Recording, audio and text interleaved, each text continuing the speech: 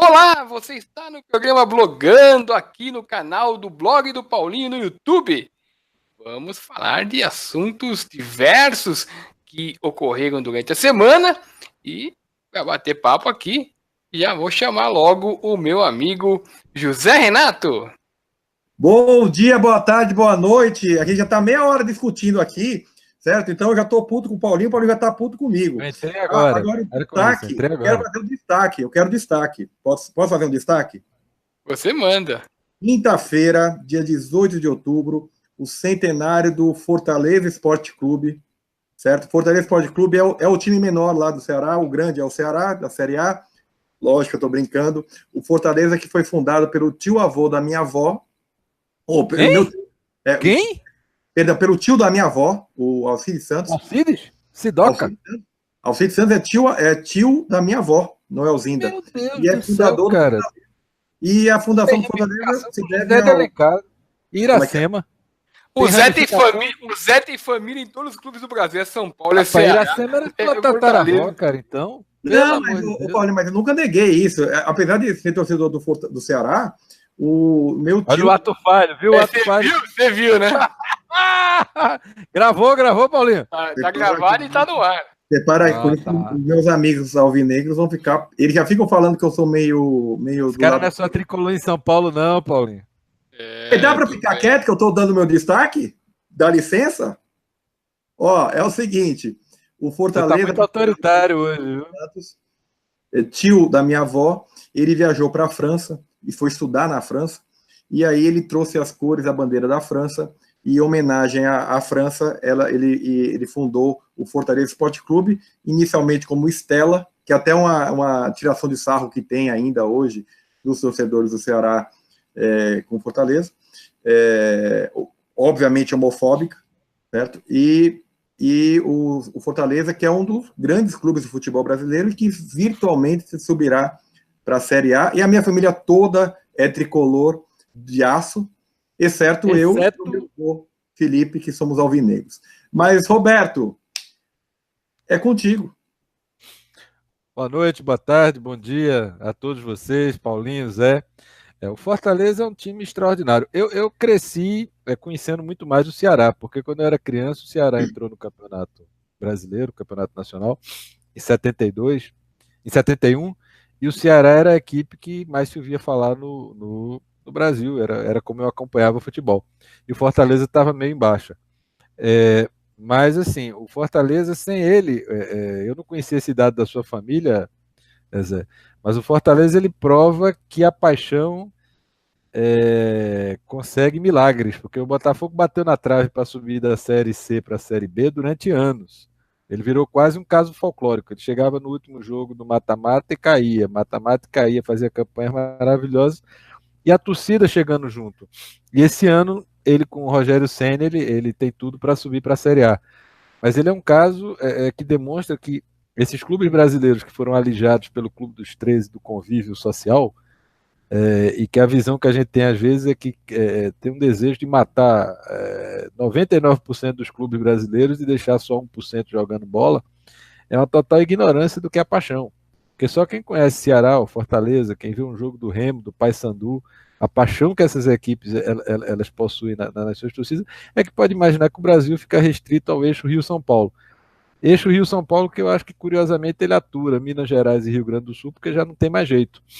Então, assim, é pobre, e isso eu acho que se reflete num dos assuntos que nós vamos conversar hoje de noite, que é esses amistosos irracionais da nossa querida seleção brasileira, né? Que a nossa seleção brasileira ela é o reflexo desse pensamento mesquinho de um país que é o país que devia ser do futebol e que, no entanto, a mente das pessoas está querendo que esse país seja restrito a uma pequena área do território somente. Então, vivo Fortaleza, 100 anos de história, uma belíssima história, e vou torcer muito para que o Fortaleza consiga, no centenário dele, com 100 anos de idade, estar jogando a Série A, porque ele é uma equipe de Série A, como o Ceará é uma equipe de Série A, e apesar de muitos não acharem isso, eu acho que o Campeonato Brasileiro com 20 clubes é uma incoerência, num país como o nosso, gigantesco, né? Você tem um país do tamanho da gente, com a paixão que a gente tem por futebol, jogando 20 equipes, das quais somente 12 recebem cotas adequadas, e o resto vive na penúria, é uma sacanagem. Viva o Estela, viva o Fortaleza, viva o tio Sidoca do Zé, e vamos lá. E viva o Ferroviário também, né? Só um comentário, o Roberto, e aí eu vou fazer comentário, aí eu passo para o Paulinho já. Eu cresci assim mais na década de 80, acompanhando a Taça de Ouro, que ao contrário de 7-1, né? Porque o campeonato de 7-1 até 7-9 os clubes eram por indicação, né? Tanto que em 79 o Campeonato Brasileiro teve 96 equipes. E era por indicação, né? Quer dizer, quem tinha uma boa relação.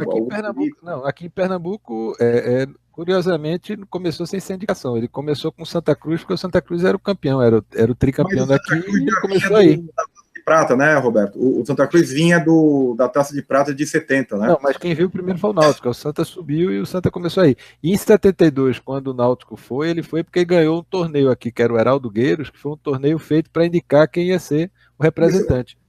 A indicação começa um pouquinho depois. Tem razão. Tinha umas seletivas, né, uns triangulares, uns quadrangulares, tudo.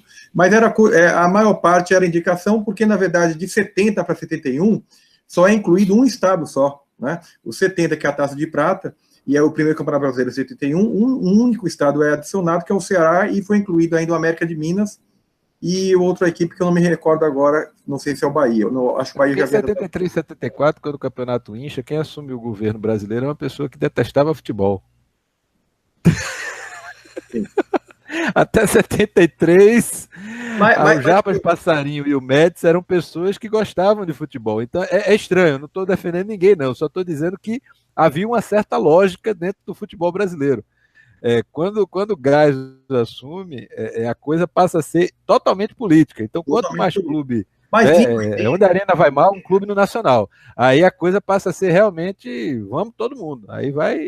Até 73 era mais de 72 era mais difícil. Em 80, acontece o campeonato de 40 equipes com indicações. É Fifi, aí tá no poder Fifi, pô. Com o estadual. Hoje em dia, eu acho, lógico, 87 teve aquela Copa União com 16 equipes, que a gente achava muito legal a questão dos clássicos, mesmo porque até 80, 81, 88, as finais, os clássicos só aconteciam nas finais, né? Era campeonatos semifinais, dependendo do regulamento, haviam poucos clássicos, havia muito jogo de equipe lá do Piauí contra a equipe de São Paulo, então, numa dessas... Posso te contar um segredo, Zé? Posso te contar um segredo que ninguém nunca fala? A Copa União foi um fracasso. Para quem assistiu a Copa União, em termos de emoção, ela foi um fracasso, porque assim ela foi feito um modelo de Copa União, até que ela não prosseguiu depois. Foi feito um modelo de Copa União que o Atlético disparou Internacional na primeira fase e o Flamengo na segunda, e ninguém assistia mais jogo nenhum, Zé. Exatamente. A sorte do Corinthians não teve rebaixamento, né? O Santa Cruz... Não, mas a coisa, a competição nem considerava rebaixamento, né? E o Atlético, bem lembrado pelo Roberto, o Atlético ganhou os 2 turnos, ele teve que jogar com o Flamengo, que virtualmente estava eliminado. E aí um jogo ganha... Que o único clube honesto do futebol brasileiro, chamado Ameriquinha, do Rio. O único digno. Lascaram com o América, porque o América não entrou na maracutaia. Não vamos entrar nessa seara, porque não foi só o América que foi prejudicado. Foram 3 Guarani foi muito prejudicado, mas o América ele não aceitou. O Ceará tinha conseguido a vaga em 86. O Ceará tinha conseguido a vaga em 86 para 87, que o campeonato foi classificatório, você lembra? Né? Isso. O Botafogo não tinha, quer dizer, houve 3 equipes que foram prejudicadas. O América tende essa história de ser o mais prejudicado, o Guarani foi muito mais prejudicado, né? Porque era campeão brasileiro, ficou de fora. E ficou de fora. Mas só para concluir, a questão do campeonato da década de 80, havia as indicações dos estaduais e o estadual forte, porque o estadual, dependendo do estadual, você ir mal no estadual, você não conseguiu a classificação, como aconteceu com o Palmeiras 2 vezes, com o Corinthians 1 vez, e aconteceria com o Santos em 83 e o Vasco, quando houve uma virada de mesa e o Vasco e o Santos disputaram. Eu acho que aquele modelo da década de 80, não sei se o Paulinho concorda, apesar daquela questão de, muito mais... o campeonato só com times grandes, eventualmente, a qualidade é melhor, mas a qualidade é melhor também porque pagam as taxas diferenciadas. A partir de 87 e depois, a partir dos anos 90, quando o campeonato ficou elitizado com poucos estados, eu acho que o futebol brasileiro ficou mais pobre do ponto de vista do cara da cidade ter o time dele no nacional. O que você acha, Paulinho? Eu acho que o modelo atual, dentro do que é apresentado no planeta inteiro, é um modelo adequado. O modelo das equipes que são as melhores em todos os sentidos, né? E eu acho que não tem mais como fugir disso. Eu sou favorável a que os estaduais deixem de existir ou que eles sejam tocados de maneira diferente. Tocados sem a presença dos clubes grandes, sejam estaduais com clubes pequenos, e que esses estaduais classifiquem, por exemplo, quando o time tiver, por exemplo, a Copa do Brasil, os estaduais eles têm que ser classificatórios absolutos para a Copa do Brasil. Então, passa a ter um certo valor, aliás, um grande valor para as equipes que disputam o estadual, e que os times grandes eles saiam da Copa do Brasil. Os times grandes têm que sair da Copa do Brasil, focar apenas no Campeonato Brasileiro, porque esse negócio de ficar dividindo Copa do Brasil com o Campeonato Brasileiro está prejudicando o principal campeonato, que é o brasileiro, e a Copa do Brasil seja disputada só por equipes que disputam estaduais, no caso, as equipes que não são as grandes. E depois, em vencendo a Copa do Brasil, essas equipes têm um lugar na Libertadores. Eu acho que ficaria um campeonato estadual mais atrativo para as equipes menores, e eles teriam o objetivo de classificar para a Copa do Brasil, e da Copa do Brasil, claro, para a Libertadores. Eu acho que seria a solução nos dias atuais. Eu acho que voltar para o passado, que era legal no contexto da época, o Paulista, por exemplo, classificando os melhores times para o brasileiro, o Corinthians chegou a ficar de fora, de fato. Eu acho que para aquela época funcionava bem. Hoje não funciona mais porque realmente o padrão do futebol mundial ele está nivelado por alto e não tem mais lugar realmente para equipes que realmente não possuem um mínimo de estrutura para disputar campeonato relevante. Agora temos um problema sério, Paulo, porque assim, a Copa do Brasil, que era um torneio fantástico, quando ela foi criada no começo dos anos 90, ela levava os campeões de cada estado. Pô, desculpa, é uma visão nordestina. Pô, é sacanagem, pô. Você bota um prêmio de 50 milhões pro campeão da Copa do Brasil, você pega o time desclassificado da Libertadores, ele volta para jogar a Copa do Brasil. Pô, estamos tendo hoje as finais, não entra nenhum outro time fora do eixão.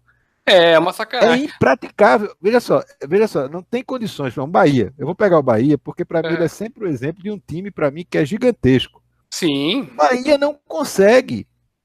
O Bahia, com tudo que é o Bahia, ele não consegue mais jogar com o Palmeiras, ele não consegue enfrentar um Flamengo. O Bahia não tem condições. Porque no frigir dos ovos, tudo que é feito pela CBF é para esse grupinho. Eu não tenho nada contra o Flamengo, contra o Palmeiras, contra nenhum clube desse. Totalmente. Olha só, ano que vem vai mudar até a forma de premiação do campeonato. Premiação não, da cota dos clubes no campeonato. Mas é inviável. O que o Fortaleza está fazendo agora é um milagre. Eu queria ver, tenho muita curiosidade de ver o Vasco da Gama, com orçamento e na situação do Fortaleza, fazer o que o Fortaleza está fazendo. Pô, o Vasco da Gama é ajudado por presidente da República, governador do estado, ministro de estatal. Não é nada contra o Vasco. Botafogo, Fluminense. Roberto, assim, nós poderíamos ter um campeão brasileiro da elite, que é dos principais times do Brasil. Poderíamos ter um campeão da Copa do Brasil, provavelmente do Nordeste, porque quem se destaca realmente na Série B, em regra, é o Nordeste.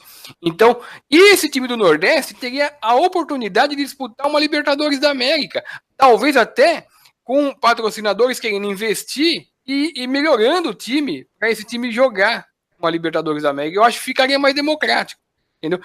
Um campeonato de Copa do Brasil para equipes que dificilmente ganhariam um campeonato brasileiro de ponto corrido, porque não dá para disputar financeiramente com as equipes que disputam o Campeonato Brasileiro, e a Copa do Brasil de tiro curto, essas equipes utilizando os estaduais dela como classificatório para a Copa do Brasil, elas poderiam sim ter a chance de disputar um torneio que jamais teriam chance, ou dificilmente teriam chance, pelo Campeonato Brasileiro. Então, mas eu discordo um pouquinho, só porque o Paulinho, porque vai parecer um pouco a questão de cota, isso aí, tá? Não estou falando que eu sou contrário à política de cota, mas, na verdade, quando a gente fala de uma competição de Libertadores, a gente tem que falar que as melhores equipes daquele país têm que participar. Quando você põe uma outra competição com equipes, digamos, de menor porte, ou inibe a equipe de participar, parece que deixa eu só fazer uma parte. O seu raciocínio é correto, eu comungo dele, só que eu acho o seguinte. Eu tô falando essa questão da Copa do Brasil nesse contexto atual da Libertadores, que 8, 9 equipes do Brasil classificam-se. Eu sou a favor também de que na Libertadores classifiquem-se no máximo campeão e vice de países relevantes como Brasil e Argentina, e Bolívia, Venezuela, só o campeão. Entendeu? Eu acho que a Libertadores, depois que entrou 900 times de cada país, ela decaiu, claro, de qualidade. Agora, nesse contexto atual, que dificilmente vai ser mudado de 8, 9 equipes do Brasil, da Argentina, acho que dá para abrir vaga para a Copa do Brasil. Mas você tem um raciocínio correto. Eu também acho que a Libertadores, do jeito que está nivelada por baixo. Porque o que acontece, eu digo isso porque eu lembro, o São Paulo teve uma época, eu acho que ficou 6, 7 anos, não disputando Copa do Brasil, né? E fatalmente o São Paulo é o único time grande sem conquista Copa do Brasil, muito possivelmente por conta disso, porque é uma época que o São Paulo estava com maior força, digamos assim, com maior condição de ganhar um título, o time da Libertadores não participava da Copa do Brasil, era eliminado, né? Hoje, ao contrário, hoje o time da Libertadores, ele é hiper beneficiado, digamos assim, pelo regulamento, não é beneficiado do ponto de vista doloso, mas assim, o cara acaba entre os 5, ele já tem a Libertadores, e se cair a Libertadores, já começa lá na frente na Copa do Brasil, o que não acontecia antes. Né? Só que aí acontece aquelas coisas, né? Um Luverdense da vida que já começa lá na frente, e aí o Corinthians pega um Luverdense, o Flamengo pega um Luverdense, lá na frente acabou, né? Não tem competição mais. Então, eu sou meio contrário à questão de faz um campeonato menor, né, e dá vaga, certo? E, apesar do que, a própria Libertadores é uma bagunça, né? É muito time, a Liga dos Campeões também é muito time. Eu acho mas eu acho que a Libertadores agora ela vai ter uma mudança. Porque estão fazendo uma proposta e estão esquecendo que o país que estão fazendo a proposta, o pensamento é diferente. Então, trazer o México para a bagunça, o México aceita. Mas os Estados Unidos para a bagunça não vai continuar sendo a mesma, não. Roberto, a única forma de enfrentar a Champions League hoje é as 3 Américas se juntarem e fazerem um torneio compatível com a Champions. E é possível porque o futebol americano hoje rola tudo nos Estados Unidos em matéria de grana. E eu acho que a única coisa que pode resolver isso que a Conmebol está fazendo por aqui, que é uma palhaçada. Roberto, eu vou até escrever isso amanhã. Eu acho o seguinte, eu acho que você tem total razão também. É a única maneira de competir com a Champions, e tem uma maneira de superar a Champions, embora todo mundo ache impossível, mas existe uma maneira. Tem que tirar a organização da Conmebol e dar a organização para os americanos. A partir do momento que os americanos organizarem o campeonato, não tenha dúvida nenhuma que ninguém organiza torneio de esporte, de show, melhor que os americanos. Isso não existe no mundo. Paulinho, então, a grana nos Estados Unidos bota a Europa no chinelo. Exatamente. A partir do momento que os Estados Unidos começarem a perceber que a Conmebol é um desastre, eles participarem de 1 ou 2 Libertadores e começarem a jogar na vida... Pedra voando na cabeça. Exatamente. Os americanos vão falar o seguinte, nós estamos colocando a grana e vocês vão ficar com a fama, Conmebol, faz a tabelinha, faz não sei o quê, mas quem vai organizar somos nós. Se os Estados Unidos colocarem a mão na massa para organizar, da maneira como a gente vê no planeta o que eles fazem, não tem dúvida nenhuma de que o nível vai ser outro, e o investimento, claro, das empresas, até porque vai vir empresa americana, tudo vai ser realmente diferente, e vai começar a ter padrão interessante para o público, né? Para o público poder assistir e também, tá? Principalmente para quem estiver em casa. E porque existe um perigo também, né?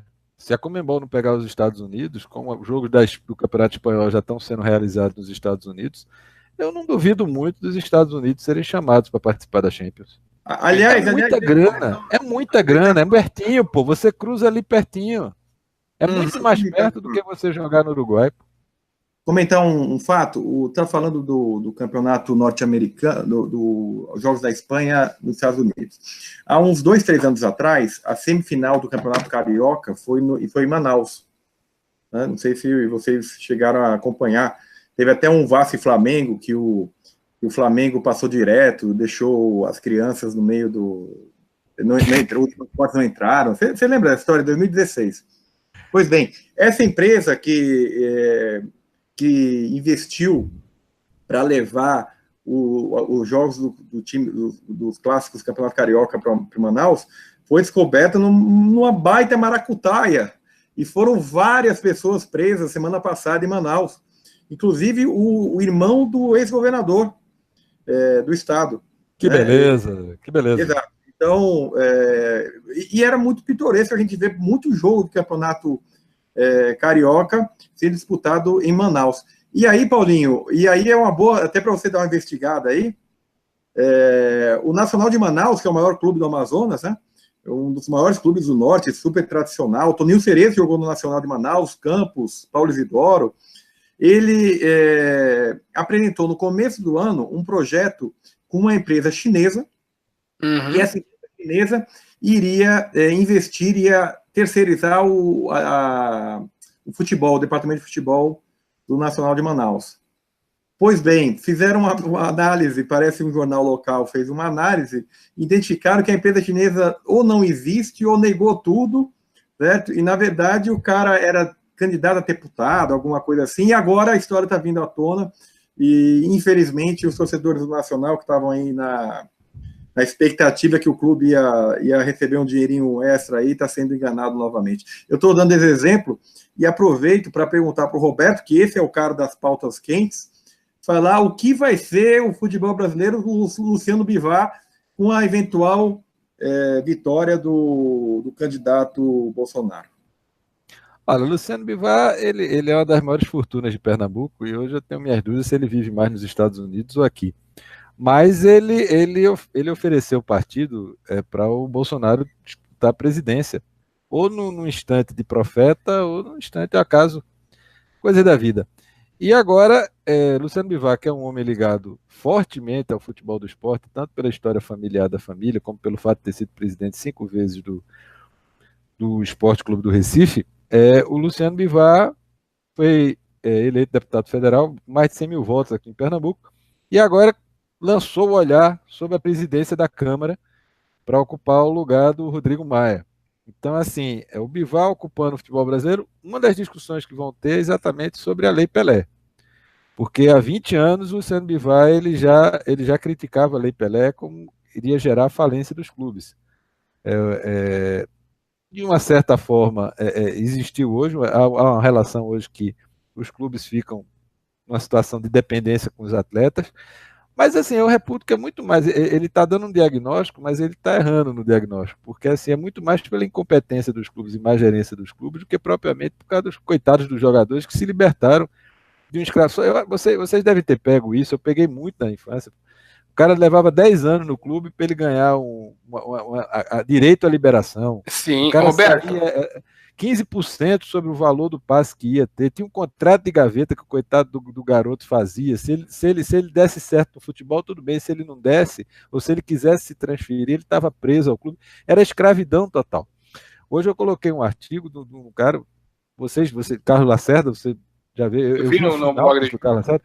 Carlos Lacerda é uma das vidas mais interessantes do Brasil no século XX, porque ele era comunista, ultracomunista, se é possível ser isso. E numa briga com Agildo Barata, que era o pai do Agildo Ribeiro, na verdade, ele sai do Partido Comunista, se revolta e se torna anticomunista ferrenho. E era o maior orador que o Brasil teve no século. E o Carlos Lacerda destrói presidente. Todo presidente que entrava, ele destruía com os discursos dele. Até que o AI-5 prende Carlos Lacerda, porque ele ficou revoltado porque não virou presidente depois do golpe. E o Lacerda, que já estava modificado em 1970, ele escreve um artigo para Placar, se vocês tiverem a oportunidade de ler, é muito interessante o artigo, porque é uma das coisas mais lúcidas escritas por um ser humano e escrita em plena época da ditadura, em que ele mostra com todas as cores, ele escrevia maravilhosamente bem também, o que era a vida do jogador profissional. Ele dizia, olha, acabou a escravidão, mas o jogador profissional ele vive num período antes de 1888. Era daquele jeito, turma. E Roberto. tem um fato, e tem um fato, só para terminar, que é curioso. Antes do golpe de 64, no mês anterior, ia ser considerado a carreira de jogador de futebol como uma profissão. Teve o golpe, aquilo morreu, ficou para lá, e assim, até quem falava em sindicato de jogadores ia preso. Roberto, a grande distorção da Lei Pelé, que vem ocorrendo desde que acabou a lei do passe, quando os jogadores de fato eram escravizados, né, pelos clubes, acontece, eu tenho conversado bastante já há algum tempo com diversos empresários de jogadores, e todos eles são unânimes em dizer o seguinte: a nossa profissão, ela só existe ainda porque os presidentes de clubes precisam de alguém para pegar a grana e dar para eles não pegarem direto do caixa para não dar na vista. Só existe por isso, porque na época do telefone já podia ser feito, na internet então mais fácil ainda, é só um presidente de clube ligar para o outro e resolve o problema, está feita a negociação. Só existe a transação de empresário e de jogador, de venda de jogador de um clube para o outro, porque alguém tem que pegar a grana e pôr numa conta e dessa conta mandar a parte do dirigente. Só existe por causa disso. Porque o empresário jogador, ele surgiu para trabalhar pro jogador, não em transação de clube. Então o jogador, ele é contratado do jogador, e o jogador que não souber mexer com papelada, que não souber mexer com a parte jurídica, que se o jogador souber mexer, ele não precisa nem do empresário. Então vai lá, o empresário pega, assessora ele juridicamente e o jogador pagaria o percentual pro empresário do salário, não de transação. Agora, o envolvimento do empresário com transação só existe porque o dirigente precisa de alguém para pegar a grana para ele. Outra coisa, aqui no Brasil, aliás, em regra no Brasil, a média de pagamento de comissão é 10%, em regra. Mas alguns clubes estão pagando 30%, que é o caso do Corinthians. O Corinthians paga 30%, principalmente para jogador para fora, porque ele paga 15% para o empresário daqui e 15% para o Kia lá fora, que é o que faz a intermediação fora. Então, 30%. Não é coisa de maluco. Paga 30%. Pessoal, por falar nisso, vocês acham, o Roberto comentou na introdução, que esses jogos da seleção brasileira, Arábia Saudita 2-0 e contra a Argentina 1-0, é simplesmente para essa questão de jogador? Porque teve um atleta, se eu não me engano, ele jogou 3, 4 partidas e já foi convocado pelo Tite. Olha, eu vejo as convocações da seleção certamente têm ingerência. Não é possível. Tem jogador que é convocado e a gente vê realmente que não tem condição ou que existem outros que deveriam estar no lugar destes, né? Então, as convocações certamente. As escalações, eu acho que o Tite não quer perder jogo. Pode, eventualmente, num jogo que tiver mais fácil, colocar algum jogador ligado a quem precisa ganhar dinheiro no jogo, mas quando o jogo tiver dominado, não foi o caso de hoje da Argentina, por exemplo, poderia ter sido o caso contra a Arábia. Eu vejo que, tecnicamente falando, no futebol em si, não tem nada de relevante que possa a seleção brasileira aproveitar para poder melhorar. Contra a Arábia é um absurdo, não tem condição nenhuma. Embora a Arábia tenha tido um toque de bola legalzinho e tal, melhorou um pouco, mas não é do nível da seleção brasileira. A Argentina pegou uma Argentina meia boca também, e a situação tende a piorar, porque hoje em dia, aliás, daqui por diante, já faz algum tempo, desde que começou essa Liga das Nações da Europa, para marcar um amistoso com a equipe do continente antigo vai ser muito mais difícil, eles não vão ter datas disponíveis. Quem tiver disponível, quem já tiver eliminado ou tiver rebaixado, tiver jogando a segunda divisão dessa Liga das Nações, aliás, a Alemanha está para cair, o que é realmente inacreditável, mas vai ficar muito mais difícil de jogar com equipes europeias. O Brasil vai, os próximos amistosos do Brasil vão ser com Camarões e não sei qual é o outro adversário, mas não é o adversário Uruguai e Camarões. Então vai ficar bem mais difícil. E o Brasil tem um contrato assinado há 10 anos atrás com uma empresa que vende esses amistosos. Então a gente não sabe nunca qual é o critério, né? Então, realmente, é uma coisa que é difícil de você ver qual é o ganho técnico que o Brasil tem com esses amistosos. Talvez fosse melhor até ficar treinando ou pegar equipes brasileiras mais relevantes e que jogassem mais bola, porque ficar jogando com o Arábia, ficar jogando com Venezuela, não sei se releva para algum lugar. Mas aí eu vou voltar só com duas coisas para o Zé falar. A primeira é que o Luciano Bivar já definiu essa questão sua quando ele disse que o Leomar foi convocado pela CBF em 2001 porque ele pagou uma comissão. Então o Luciano Bivar ele já esclareceu essa parte. E a outra coisa que tem é o fato de que eu acho que a maior sorte da seleção brasileira foi a existência da Copa do Mundo. A Copa do Mundo ela é uma competição feita sob medida para a seleção brasileira. Uma seleção que em toda a sua existência foi uma bagunça, dotada com gênios do futebol, que você organiza na semana antes da Copa do Mundo e você ganha a Copa. Isso, para mim, é a seleção brasileira. Porque quando o cara diz toda a seleção brasileira que sai desacreditada, ela ganha a Copa, é por causa disso. É uma bagunça quando você reúne os jogadores, de vez em quando você ganha. Se você tira as Copas do Mundo e você vai analisar a história da seleção brasileira quando ela precisou jogar bola com maior constância, não existe. Então, assim, é terrível para quem assiste jogar futebol como apaixonado, porque a gente fica falando isso tudo que a gente está dizendo aqui. França e Alemanha foi um jogaço. A Alemanha jogando muita bola e perdeu da França jogando muita bola.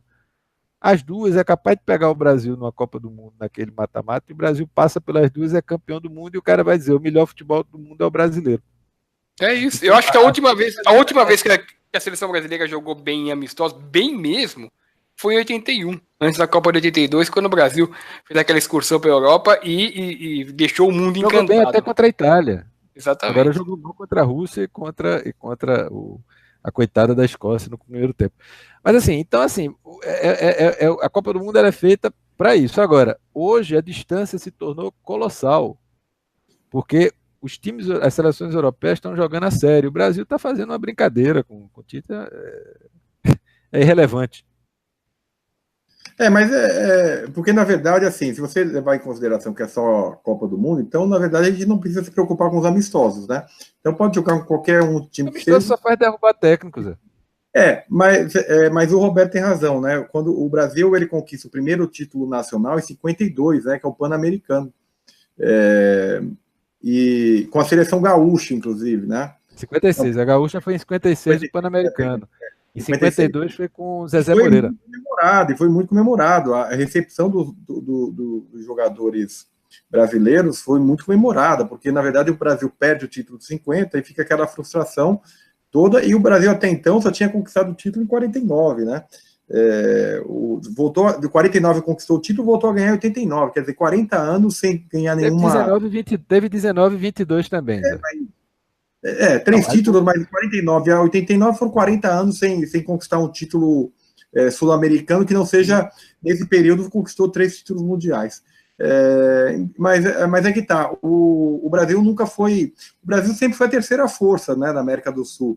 Ele vira essa chave a partir dos anos 50, com o Pelé e com o declínio do futebol uruguaio, tão amado por vocês dois, unicamente, né? Obviamente, né? Mas o Uruguai são 3 milhões de pessoas, é o quê? 25% da população de Pernambuco. Qualquer coisa que eles ganharem, para mim, é milagre, cara. Agora, a Argentina, com Perón, aí vale o programa todinho da gente no VAR, o que Perón fez com o futebol argentino. Então vou fazer o seguinte, o Uruguai vai disputar a Copa do Brasil que o Paulinho quer organizar com o time de Série B. Põe o Uruguai lá, que é café com leite mesmo.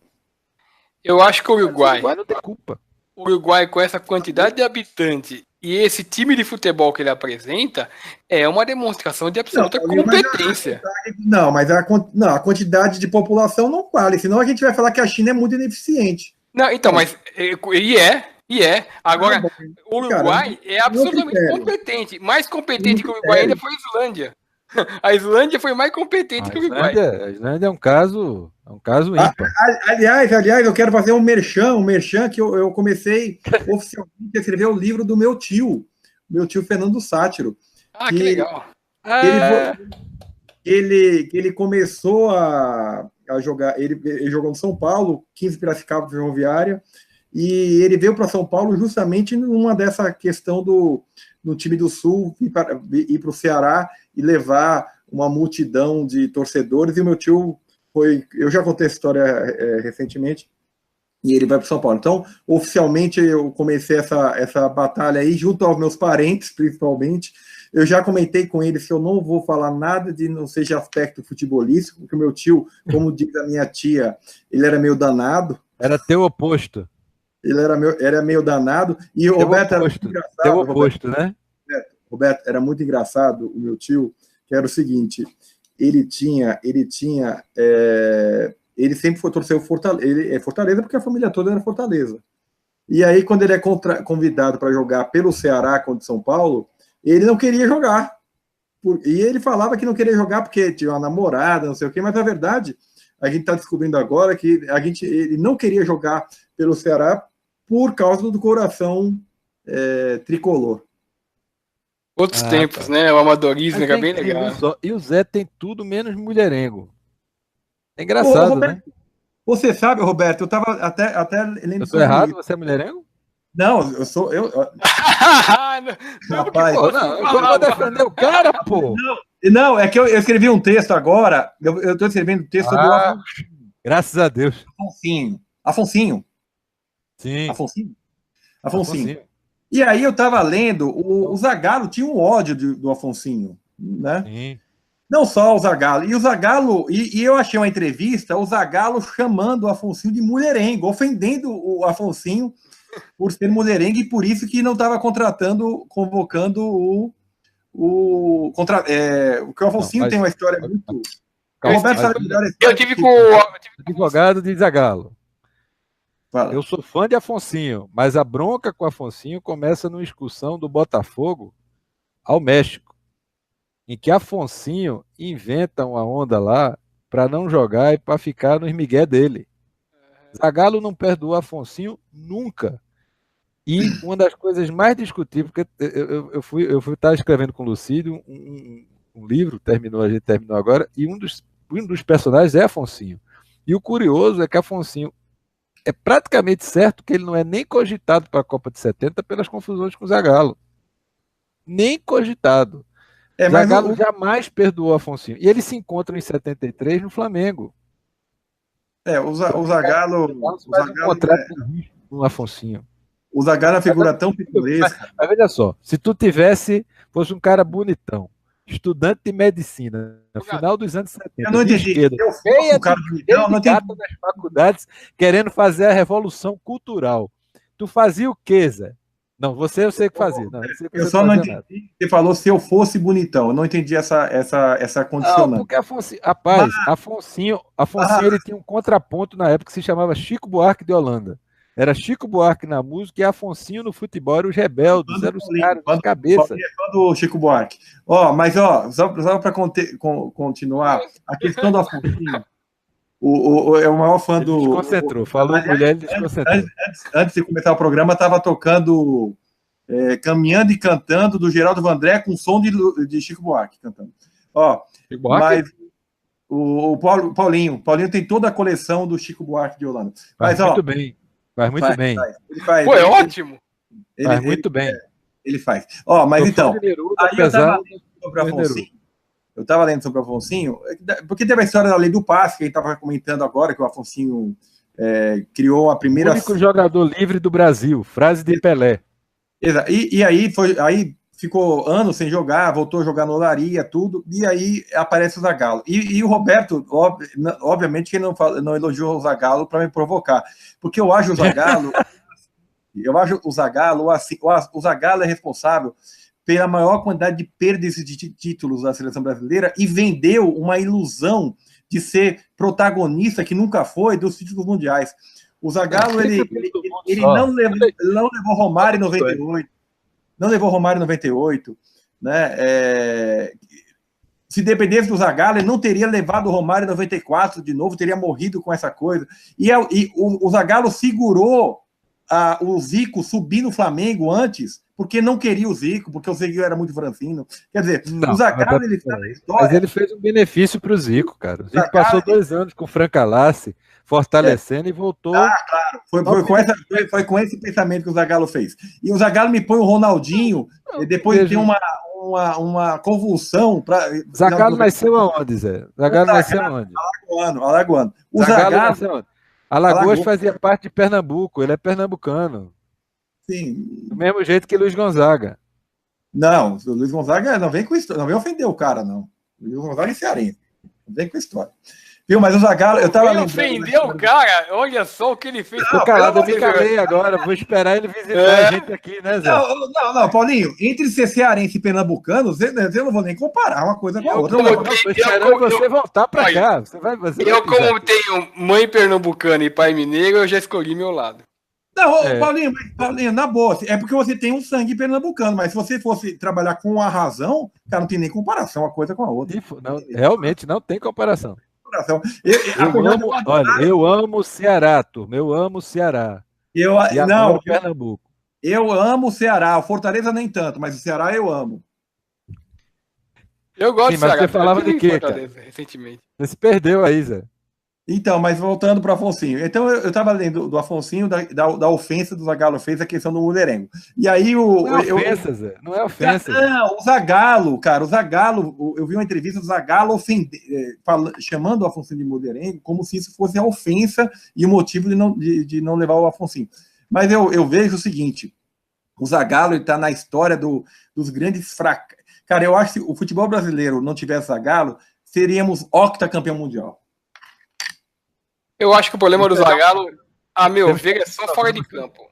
Eu acho que o problema do Zagallo é só fora de campo. Eu não vejo ele como um mau treinador, embora ele tenha errado em 98, eu acho que errou feio. E 7-4? 7-4, acho que todo mundo, ninguém esperava o que ia acontecer com a Holanda. Não, acho que todo mundo errou. Ele foi campeão mundial. 7-4 foi o pior. 7-4 foi o pior. Agora, 70... tem jogador que defende ele. Não é o time dele. Vamos falar do time dele. Não, tudo bem, mas tem jogador que defende ele. Agora, eu não acho que o Saldanha seria campeão do mundo, não. Agora, eu acho que a Pelé na reserva. Não, eu não tenho medo de falar isso, porque o problema hoje, quando se fala contra João Saldanha, aí vem a patrulha ideológica. Eu não olho o lado de política, eu estou olhando o lado objetivo. Saldanha queria Pelé na reserva. Saldanha começou um problema mental dele, até justificado, porque ele era do Partido Comunista e estava trabalhando para a Médici. Eu não sei o que ia acontecer da vida dele se o Brasil ele fosse para uma Copa e fosse campeão do mundo. Então teve uma hora que a cabeça dele explodiu. Eu não estou sendo contra ele, não, mas o Brasil não seria campeão com o Saldanha. Eu não acho que eu estou dizendo nada demais. Ele fez o plano todo, ele é responsável pela base, ele é fantástico, o trabalho dele, tudo, a organização toda. Mas quando entrou 70, ele e Pelé não se entendiam. Então, naquela época, não dava. Você não pode chegar numa seleção brasileira e você chocou de frente com um cara que era o cara. E Pelé não era o cara, não é só porque jogar, não. É porque ele era adorado pelos jogadores. Os caras davam a vida pro Pelé. É aquele negócio. Ele trouxe aquela história de miopia, ele estava certo. O Saldanha estava certo. Pelé era míope. Tanto é que teve um descolamento de retina anos depois por causa da miopia. Mas acontece que da forma que ele colocou pro mundo, ele expôs o cara, pô. Porque se o cara tava cego. Né? É só. Até Charge no México apareceu um cara com Pelé cego, pô. Foi por isso que ele não fez o gol contra a Tchecoslováquia? Hein? Por isso que ele não fez o gol contra a Tchecoslováquia? Hein? Sim, Pelé fez de propósito o lance. Entendi. Claro. Mas é isso que eu estou falando. A gente tem que colocar as coisas seguintes. Zagallo assumiu ali e ninguém queria, pô. Eu não estou defendendo. É verdade. Eu sei tudo que o Zé está dizendo, mas o Dino Sani não quis, Zé.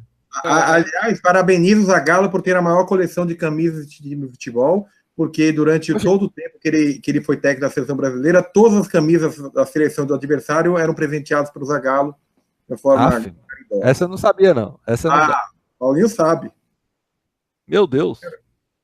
Bom, você me contou uma história uma vez, se for aquela que eu publiquei, ele realmente exatamente. O maior colecionador de camisas do futebol mundial é o filho do Zagallo, que vendeu essa coleção para o Paulo Gini, que é um colecionador de camisas.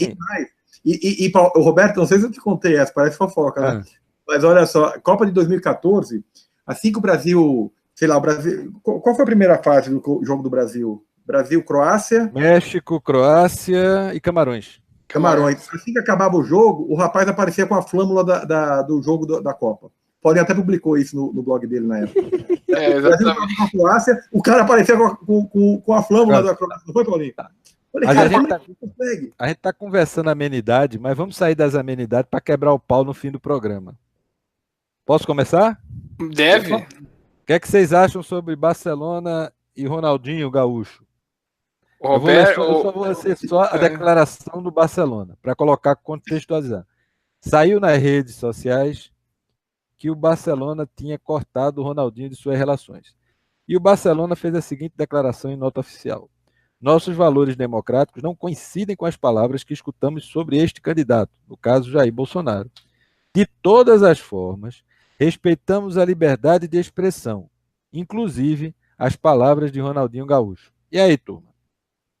Olha, eu acho o seguinte, todo mundo sabe que o Barcelona não é lá grande exemplo de honestidade na administração, né?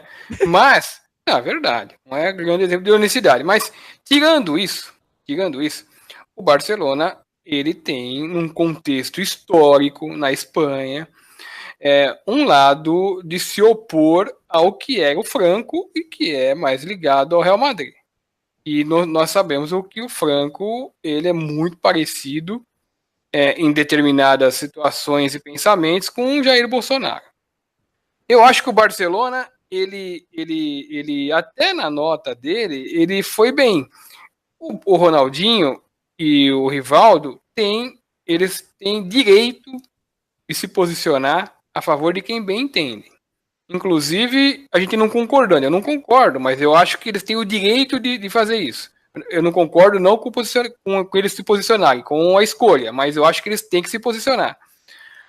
O Barcelona também tem o direito de achar que eles não podem ter a imagem ligada a quem é simpático à ditadura. E o Bolsonaro, pelo histórico de vida dele, de pronunciamentos, de comportamento, de ídolos dele, de tudo, o Bolsonaro, tudo indica, se vencer as eleições do Brasil, ele está mais para ser uma pessoa, um regime próximo de uma direita extremista do que de uma democracia. Então, eu acho que o Barcelona, ele tem razão em não querer associar a imagem com gente que está ligada a uma situação que o mundo inteiro hoje, você pode ver a imprensa do mundo inteiro hoje está tentando abrir os olhos do Brasil com relação a Jair Bolsonaro. O Barcelona tem direito de não querer, assim como eles têm o direito de falar. Então eu acho que o Barcelona até foi, a nota é uma nota ponderada e no ponto. Eu acho que realmente o Barcelona agiu bem. Olha só, eu escrevi um texto hoje sobre conhecimento profundo e conhecimento raso. Tá?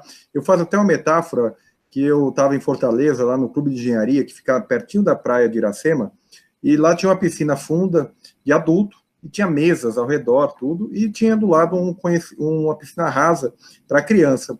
E o garçom só dava bola para quem tinha conhecimento, só ia para a piscina funda, porque a princípio era só adulto, né? Então o garçom ficava olhando aonde? O frequentador da piscina funda.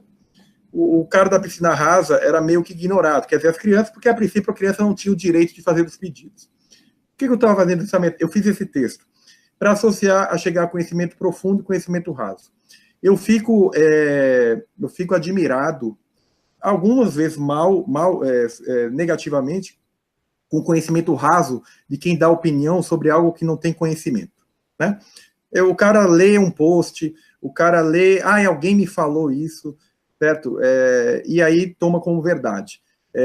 Eu só vou emitir opinião sobre aquilo que eu tenho conhecimento profundo, certo? Porque senão, e ainda mais uma instituição que ela é formadora de opinião, quando você tem um conhecimento raso e emite, você está cometendo o risco de você estar cometendo uma injustiça é enorme. Então, é o tipo da coisa. Eu acho incabível o comentário. Ele tem direito, o Barcelona tem total direito. Ele tem direito de falar que eu sou isso, eu sou aquilo outro. Mas aí devido... porque esse discurso de romper com um cara que discorda da opinião dele, mostra o quanto é autoritário. Quer dizer, o cara tem opinião rompeu, dele, mas ele não rompeu. Ele vai romper aos poucos, né? Ele não rompeu. Por isso que eu citei a nota, por isso que eu coloquei a nota. O rompimento vai ser consequência. Então, na verdade, isso mostra que, na verdade, o autoritarismo vem da parte dessas pessoas que não aceitam a opinião diversa. Cara, se eu sou um democrata, cara, eu posso muito bem aceitar e permitir que o cara tenha opinião totalmente oposta à minha. Mas a nota diz que ele aceita. Não, ele está rompendo. O Barcelona mas a nota diz que aceita a opinião. A nota aceita a liberdade de expressão, Zé. Foi por isso que eu coloquei a nota. Mas, efetivamente, o próprio jornal local já sinaliza que o Barcelona está se afastando de Rivaldo e de Ronaldo. Né? Que é o que vai acontecer normalmente. Então, eu acho indevida a questão, apesar do que eu dou o direito do Barcelona a pensar o que ele quiser, é legítimo. É legítimo que a opinião o clube pode falar o que ele quiser, tudo, mas eu acho indevido a questão da falta de transparência, só isso. Eu acho que tem uma questão, esse caso de Ronaldinho Gaúcho me lembrou muito o caso de Modric e da seleção croata na final da Copa do Mundo, quando nos 2 últimos dias antes da final se relacionou Modric e os croatas com os extremistas da Croácia, e foi um ataque muito forte em relação a eles.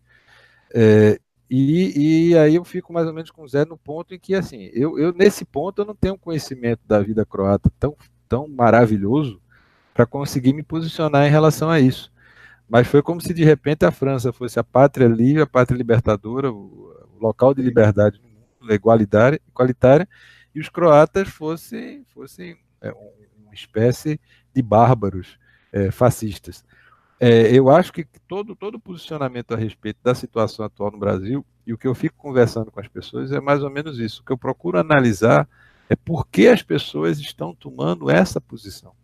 Isso é muito importante, porque senão a gente vai rotular as pessoas somente de fascistas, sem compreender por que as pessoas estão tomando esse posicionamento. E, de certa forma, a gente também vai esquecer que o baluarte hoje da democracia, que é o PT, o PT teve um histórico nos últimos anos no Brasil dos mais terríveis e praticamente queria nos encaminhar para ser uma Venezuela. Eu não estou fazendo julgamento partidário, eu não estou dizendo que A é melhor do que H, nem B é melhor do que H, ou nada disso, como eu estava brincando com o Zé Renato antes. Eu estou querendo apenas isso.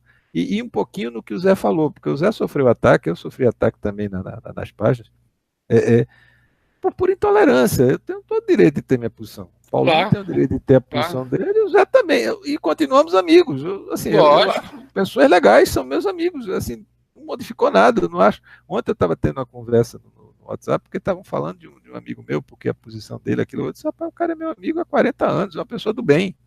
Ele tem a posição dele. Então, assim, eu não posso, assim, a partir do instante, e eu não vou convencer, eu acho que eu não vou convencer nenhum ser humano adulto a isso, e vou contar somente a pequena historiazinha lá de casa mesmo. Nas eleições de 74, quando era aquela época MDB contra a Arena, papai queria muito que mamãe votasse num candidato de um dos 2 partidos, e pressionou mamãe para papai, era aquela época que ficou enchendo o saco da minha mãe. E eu, com meus 10 anos, fui votar com mamãe, e estava revoltado. Eu disse, pô, minha mãe não pensa com a cabeça dela, pô, mamãe fica assim, papai fica tal. Que absurdo, mamãe entrou. E tá, a urna naquele tempo, ela votou em Limoeiro. Tinha uma granjinha lá em Limoeiro, a gente voltava lá. Então a urna era um papelão, tinha o papel, você cravava o X nos seus candidatos e depositava na urna. E eu enchi a paciência de mamãe mais umas 2 semanas. Teve uma hora que eu consegui o inacreditável, eu arretei minha mãe. Aí ela, quando perdeu a paciência, ela falou, meu filho, me diga uma coisa, você entrou comigo lá na urna? Eu disse, não. Você sabe em quem eu votei? Eu disse, não. Então para de falar besteira. Foi nesse instante que eu descobri que minha mãe era uma sábia. Ela não discutia com meu pai. Ela tinha a posição dela, fazia o que ela queria, deixava o papai falar à vontade. Na hora de colocar o papelzinho. A pessoa que ela queria. Você sabe, Roberto, na última eleição, não a de anteontem, a da semana passada, na anterior, Eu sempre recriminei que o pessoal falava, puto, é tão pouco número, voto, o cara ainda vai fazer cola, né? A exceção do deputado federal e estadual, que são 4 números e outros são 5, eu sempre achei que era uma bobagem, besteira, né? Obviamente. Aí cheguei lá, eu ia votar para governador, eu não lembro em quem eu ia votar para governador, São Paulo. E aí, quando eu cheguei na hora, o Paulinho, eu esqueci o número do cara. Eu esqueci o número. Acontece, dá um branco. Eu esqueci completamente. Eu levo a cola, cara. Eu levo a cola. Cara, aí já tava lá, já tinha votado deputado, né? Aí apareceu o governador, cara. Aí eu fiquei testando, sei lá, eu botei lá, tal. Eu sabia em quem não ia votar, né? Tal. Aí apareceu um cara, não é esse, tal. Cara, aí chegou uma hora, eu pensei que tinha tempo. Olha só a ignorância. Eu pensei que ia ter um tempo para estourar o espaço para votar. Eu votei num cara, eu não sabia quem era. Ah, não, mas isso aqui tudo bem. E votei no cara que eu não sei quem é. Sensacional. Isto é Zé Renato. Cara, que absurdo. Isto é Zé Renato. Zé Renato, o fenômeno. Aliás, deixa eu fazer uma sugestão aqui de leitura. Não sei como é que tá o nosso tempo aí, tá bom, né? Tá estouradinho. Olha só, eu quero sugerir 2 leituras. Vamos lá. Primeira leitura é um texto da semana passada, da Tati Bernardi, tá? Gosto dela. Hein? Gosto dela. Gostamos. É preciso falar de amor. É um texto do ano passado. Romântico agora, Paulinho. Ele está com texto muito legal sobre o relacionamento dela com o esposo. E tem um livro que eu estou lendo. É preciso falar de amor? É preciso falar de amor. Tati Bernardi, né? Tati Bernardi. Se você não tiver a senha da Folha, porque tem que ser assinante, você me fala que eu te passo. Tá? Pode mandar. Tá? Eu já vou te mandar. É o seguinte. E outra coisa. Não avisa a Folha, não. Oi? Não avisa a Folha, não. Você tá falando no programa. Tamo junto. Esse livrinho aqui, sabe aqueles livrinhos lembra de bolso que você comprava, aqueles pequenininhos? Coleção de ouro, tinha toda. Coleção de ouro. Essa aqui é a coleção Prestígio. Opa! Coleção Prestígio, que não é o chocolate. Não é o chocolate. Que é Se Eu Morrer, Telefone para o Céu, do José Cândido de Carvalho. Que são historinhas muito curiosas, assim, textinhos pequenos, assim. É leitura para preguiçoso, como eu, porque eu não gosto de textos muito grandes. Mas, cara, é fascinante o texto. Eu não sei se as pessoas vão achar, mas em qualquer sebo eu acho que encontra. Se Eu Morrer, Telefone para o Céu, do José Cândido de Carvalho. E mais, toda semana, diariamente, dia sim, dia não. Na verdade, como eu não lembro ter visto Juca Kfouri e Roberto Vieira no mesmo local ao mesmo tempo, mas apesar de um pensar muito melhor que o outro, eu acho algumas vezes que os dois são a mesma pessoa. Blog do Juca, os textos do Roberto, para dar uma moralzinha pro Juca no UOL, porque se não for o texto do Roberto, não dá para ler o blog dele, não. Pô, faça isso não, cara. Meu grande editor. Bom. Aliás, eu tenho uma sorte infinita, né? Porque aqui eu tenho o Celso, tenho o Luci, tenho o Lenivaldo, ainda entro aqui, tem o Paulinho e tem o Zé Renato, e do outro lado tem o Juca. E ainda mando minhas piadinhas pro Celso Zete para encher o saco dele. Eu sou um felizardo. E tem o Valdir lá em Brusque. Tem o Valdir. Aliás, Paulinho, eu fui lá procurar eu tô pesquisando a história do meu tio, né? E eu tô resgatando a história dos tios do meu tio, que também foram campeões cearenses, né? O Roberto, meu tio Walter, foi campeão pelo América do Ceará em 35. Meu Deus. Em a América 36, vai pegar o Náutico em 68, cara. Em 36. Jogou lá em 35, foi? 35 foi campeão cearense, e em 36 ele é bicampeão cearense. Era o campo cearense. de terra ainda, não era, Zé? Era o campo de terra, não era? Campo de terra. O campo do América até hoje existe, o campo do América, que fica à beira da praia. E em 36 ele é campeão pelo Maguari. É um time que existiu até a década. Sobre a discussão do Palmeiras, do Palestra Itália para o Ceará, Zé? Eu não lembro. Dá uma lida depois, é fantástica, cara. Fantástica. Então, mas eu estou comentando eu achei uma foto de 50, um Paysandu de Brusque. Aí eu mando pro Valdir, né? Eu mandei a foto pro Valdir. Eu tenho te mandado algumas, né, Roberto? Mandou um monte. Eu tô selecionando para ver se eu faço uma coluna só tua, cara. Eu tenho mandado algumas, Paulinho, sempre que aparece alguma coisa de futebol pernambucano da década de 40, eu mando para o Roberto. É porque a gente não tem essas imagens aqui, Zé. Ou Náutico, ou Esporte. As fotos estão com uma qualidade excepcional. Então, era quase para se fazer um livro sobre essa fase. Você mandou uma foto aqui do Flamengo aqui em Pernambuco, espetacular, cara. Por falar em livro, eu tô com fotos, acho que ninguém tem. Fotos do Corinthians da década de 50 e fotos originais, algumas autografadas por jogadores do Corinthians da década de 50, algumas de excursões ao exterior, e algumas com o nome dos jogos e algumas que estão sem marcar o nome dos jogos. Eu tô tentando levantar quais são os jogos. Eu acho que vai dar um puta livro. Pô, cara. Fotos sensacionais. Baltazar. Uhum. Cara, isso aí você consegue achar hoje ainda pessoas que identifiquem. Mas só para concluir, esse Paysandu que eu achei, Roberto, eu mandei para o Valdir, né? Valdir Apel. Quem está nos acompanhando, o Valdir Apel foi goleiro do Vasco no final da década de 60, década de 70. Foi goleiro do América de Natal. Várias figuras mais maravilhosas e doces da história do futebol brasileiro. Isso, e o Valdir, e aí eu mandei para ele, aí eu falei, e aí, o Valdir, algum parente? Aí ele falou, não, só 4. Pô, só cara, mas em Brusque, cada esquina tem um Apel, pô. Aliás, Valdir Apel, que é presidente do Paysandu, que é também time centenário, faz aniversário dia 31 de dezembro de 2018, e eu e Roberto Vieira estaremos no comecinho 30 de novembro e 1 de dezembro, lançamento do centenário. Precisamos convidar um dia o Valdir para participar com a gente aqui, que dá para participar, só mandar o link para ele, né? Vamos botar ele aqui, cara. A gente devia fazer isso até na edição do centenário do Paysandu. Que tal? Sim. Só não vamos chamar o programa especial do centenário do Paysandu e do futebol catarinense. Isso. Não, o Valdir que me ensinou a fazer pão de queijo. Zé, vamos partir aqui para o encerramento do programa, já está num horário já avançado. Lembrando que esse programa, para quem não sabe, ele é gravado na terça e publicado na quarta. Por que eu tive que fazer a parte aqui contando isso daí? Porque hoje, terça-feira, dia da gravação, quarta-feira é o dia publicado, a taça de campeão da Copa do Brasil está no 5º andar do Parque São Jorge, na sala de André Sanches, não sei porquê. Mas tá lá.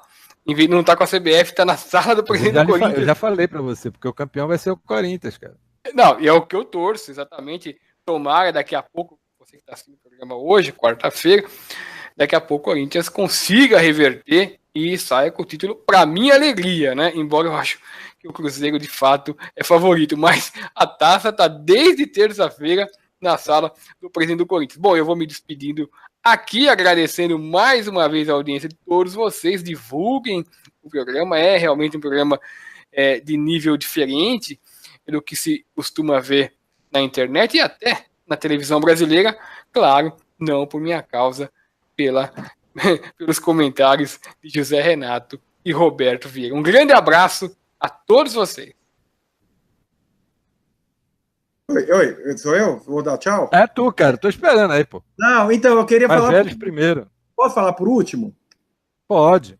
Então, um grande abraço para todos que estão aí. O Corinthians deve ser campeão. Se não for campeão, vai ser o Cruzeiro. É a minha previsão para o jogo. Que fantástico, hein? Se não for o Corinthians, vai ser o Cruzeiro. Muito bom. Um grande abraço no Paulinho. Um grande abraço no Zé. Um grande abraço em todo mundo. E vamos ver o que acontece amanhã em campo, né? E para quem está assistindo o programa, daqui a pouco. Só lembrando uma coisa, viu? Fortaleza é 2 vezes vice-campeão brasileiro. 2 vezes vice-campeão da Taça Brasil. Mas eu vou dar o meu boa noite final para uma senhora que fez 86 anos semana passada. Roberto, fale-me só uma frase sobre essa senhora.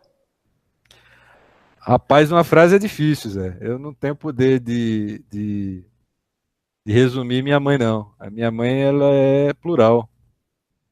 Se eu contar 1 minuto da vida de minha mãe, ou vocês vão chorar ou vão bater palma. Então, eu queria ser 0,1% do que a dona Geraldina. Não tenho a menor capacidade de ser. Mas você me colocou aqui, eu tô quase chorando, então é bom. E Paulinho, nós vamos, encerra o programa aí. nós vamos terminar batendo palma para ela. Beijo em todos. Dona Geraldina rumo aos 90. Aos 100.